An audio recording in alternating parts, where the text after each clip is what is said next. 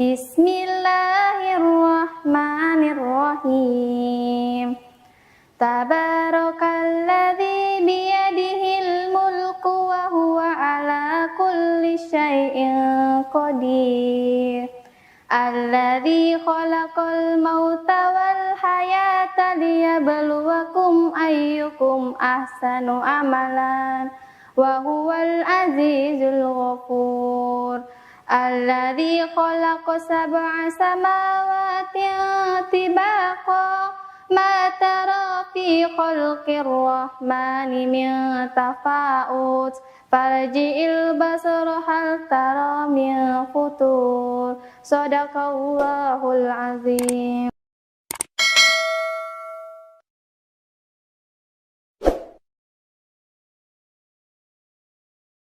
Assalamualaikum warahmatullahi wabarakatuh. Pemirsa, mu'alaf dari Nias, sebuah kepulauan yang ada di selatan Sumatera Utara biasanya. Dan bacaan Al-Quran yang kita capture itu adalah bacaan dari seorang mu'alaf atau mu'alafah dari Nias, Ernika namanya. Dia sekarang berada dalam bimbingan dari pesantren An-Naba di bawah bimbingan Ustadz Nababan, yang sebetulnya juga dulunya adalah mu'alaf, tapi mu'alaf yang sangat keren beliau ini, ya, karena luar biasa ilmunya itu. Dan bacaan Al-Quran itu, pemirsa, ya, yang dibaca itu adalah surat Al-Mulk, ya, yang tampaknya akan mendorong masyarakat yang ada di Nias khususnya itu akan berbondong-bondong menjadi mu'alaf, insya Allah, ya. Dan kalau kita simak dari An-Naba TV dan juga pesantren An-Naba, binaan dari Ustadz An-Nababan yang juga mu'alaf tadi itu kita sebut, mu'alaf ini, dan memang pesantren yang dikhususkan oleh beliau ini adalah mu'alaf semua, baik laki-laki maupun perempuan, tampaknya memang sudah siap untuk berada di garda depan, ya, front line di dalam perjuangan dalam penyebaran Islam, ya, terutama dari mungkin, ya, orang-orang yang sudah ragu dengan agama-agama lain, ya, mungkin Kristen atau apa, tapi kan banyak sekali sekarang ini kalau kita menyimak testimoni mu'alaf itu betul-betul mereka berada dalam keraguan. Hanya dakwah kita lah, atau paling tidak dengan dakwah kita lah, insya Allah akan menjadi membantu mereka untuk bisa menemukan jalan kebenaran itu. Sudah barang tentu rakyat Indonesia khususnya yang beragama Islam harus bahu-membahu, ya. Saya kira seperti pesantren An-Naba ini harus dibantu, dan sudah saya buatkan deskripsinya. Tampaknya juga kalau pemirsa ingin bantu langsung saja ke pesantren An-Naba, ya, itu sudah ada link-linknya, ada nomor rekeningnya. Saya kira pesantren-pesantren ini betul-betul akan menjadi ujung tombak, dan nanti kita akan bisa peroleh hasilnya itu sekitar 10 tahun yang akan datang. Perubahan seperti apa yang akan terjadi di kepulauan Nias itu atau pulau Nias itu. Perlu saya sampaikan pemirsa bahwa pulau Nias ini itu jumlah penduduknya itu sekitar 1 jutaan, ya, 1 jutaan. Dan dominasinya itu Kristen Protestan memang luar biasa banyaknya, ya. Ya, ada yang mengatakan sampai 94%, jumlah yang luar biasa di Pulau Nias ini, ya. Dan Katoliknya itu juga sekitar 4% atau 4% lebih sedikit. Jadi banyak Protestannya dibanding dengan Katoliknya. Jadi sepanjang jalan itu juga kelihatan gereja, dan dikatakan bahwa umat Islam itu hanya sekitar 0,6% itu. Tetapi walaupun demikian, ya, tahun-tahun ini atau beberapa puluh tahun bahkan itu cikal bakal pesantren itu juga ada di Pulau Nias itu.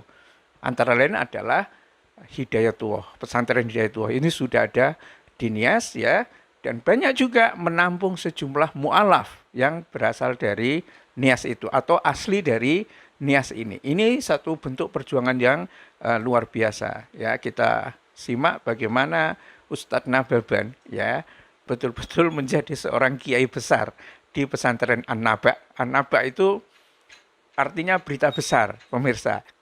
Kalau Injil itu artinya berita gembira. Ya, Injil itu kenapa dikatakan berita gembira? Itu karena sebetulnya pesan dari Isa itu sendiri adalah tentang datangnya seorang nabi terakhir. Itu kalau kita melihat beberapa tafsir berkenaan dengan Injil, kita tidak sedang berbicara tentang perjanjian baru atau perjanjian lama, tetapi Injil, kitab yang diturunkan oleh Allah kepada Nabi Isa. Nah, wujudnya sekarang kitab itu seperti apa? Nyaris tidak ada orang yang tahu persisnya karena sudah kacau lah ya. Nah, kayak begitu. Nah, ini menjadi satu tantangan dakwah yang luar biasa. Coba bayangkan, ini kan gadis-gadis yang masih muda ini, Mbak Ernika ya, yang asli dari dari Nias ini menjadi mu'alaf. Itu kalau diceritakan juga yang mbak-mbak yang lain yang ada di jajaran itu, kita capture itu, mereka kalau menjadi mu'alaf itu biasanya melarikan diri ya dari rumahnya, melarikan diri. Kenapa? Karena tekanan supaya tetap berada dalam agama yang lama itu sangat tinggi, sementara batinnya itu sudah mulai memberontak, ingin mendapatkan hidayah dari Allah dengan cara menjadi seorang muslim atau seorang muslimah. Dan ketika mereka berada dalam satu pesantren seperti pesantren An-Naba, binaan dari atau yang dipimpin oleh Ustadz Nababan ini, ya, mereka semangatnya bukan hanya ingin mendalami agama, tetapi juga ingin berdakwah lebih jauh. Jadi kalau orang itu biasanya, pemirsa, sudah bahagia, menemukan kebahagiaan, hatinya tentram, bahagia, dan seterusnya, itu dorongan yang sangat kuat biasanya adalah dia akan meneruskan kebahagiaan itu supaya diikuti oleh orang-orang yang lain. Ya, ini yang terjadi hampir di kalangan semua mu'alaf. Itu mengapa selalu terlihat dan selalu bisa kita simak banyak sekali mu'alaf-mu'alaf itu yang pada akhirnya terjun dalam bidang dakwah, ya, apakah itu pendeta, aktivis gereja, pastor atau orang biasa, itu karena memang bahagia sekali, rata-rata itu, dan ingin orang juga bahagia seperti dirinya. Ya, nah, dan salah satu kelebihan dari dakwah yang dilakukan oleh para mu'alaf ini adalah karena karena situasi yang dulunya dialami itu juga dia tahu persis, ya, lingkungan teman-temannya dulu itu ya kira-kira seperti itu juga. Ya, kalau kita pernah nyimak, banyak juga orang yang belajar teologi atau berada di seminari itu galau. Ya, pikirannya itu galau karena semakin dipelajari itu tidak semakin yakin, tapi semakin ragu. Dan karena itu banyak yang akhirnya menjadi agnostik. Baik dari orang Indonesia maupun luar negeri. Ya, bahkan ada yang terkenal seperti Bert Ehrman itu karena memang mendalami Bible, mencari sumber aslinya, justru yang ditemukan adalah keraguan dan agnostik. Dan sekarang ini Bert Ehrman kalau ceramah justru membuat orang-orang yang sekolah di seminari banyak yang akhirnya menjadi agnostik ini. Nah, situasi yang terjadi di situasi yang terjadi di Pulau Nias dengan Islam, ya, dengan Islam yang begitu sedikit, jadi hanya sekitar 0,6% saja, ya, maka perjuangan para mu'alaf ini luar biasa. Bagaimana dia supaya bisa menjadi seorang muslim yang kafah. Itu luar biasa perjuangannya. Ada beberapa tulisan yang mengatakan ini kasus misalnya terjadi di Desa Hili Hambawa, Kecamatan Boto Musai, Kabupaten Nias Induk. Ini tujuan dari seorang yang melakukan perjalanan jauh, ya, untuk belajar. Nah, di desa ini yang menjadi ibu kota Kecamatan Boto Musai ini, penduduknya itu sekitar 800 kakak. Jadi kalau di Jawa itu ya sebuah desa lah, tapi kalau di luar Jawa itu sudah cukup menjadi sebuah kecamatan. Dan mayoritasnya itu beragama Kristen. Sedangkan warga Muslimnya itu hanya 4 kakak. Dan di desa terpencil inilah ya yang dikelilingi oleh ribuan hektar kebun karet sama kakao, inilah Ustadz Qoimuddin ya, Qoimuddin Sarabiti membaktikan dirinya untuk membina warga muslim yang mu'alaf itu. Jadi perjuangannya sangat luar biasa pemirsa ya. Satu desa, satu kecamatan hanya 4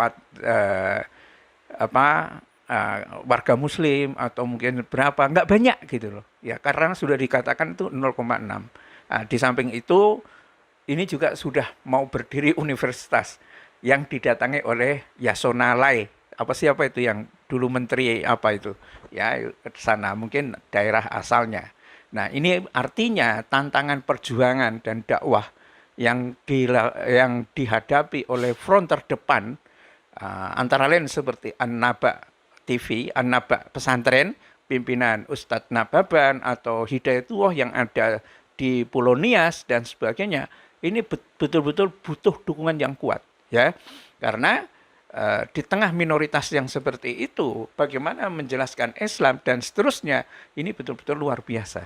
Tetapi sekali lagi, lantunan ayat-ayat yang dibaca oleh mu'alaf itu, Mbak Ernika itu, dengan suara dan murotal yang sangat bagus, insya Allah akan memicu gelombang mu'alaf baru yang ada di Nias pada khususnya dan Indonesia pada umumnya. Billahi taufiq wal hidayah. Assalamualaikum warahmatullahi wabarakatuh.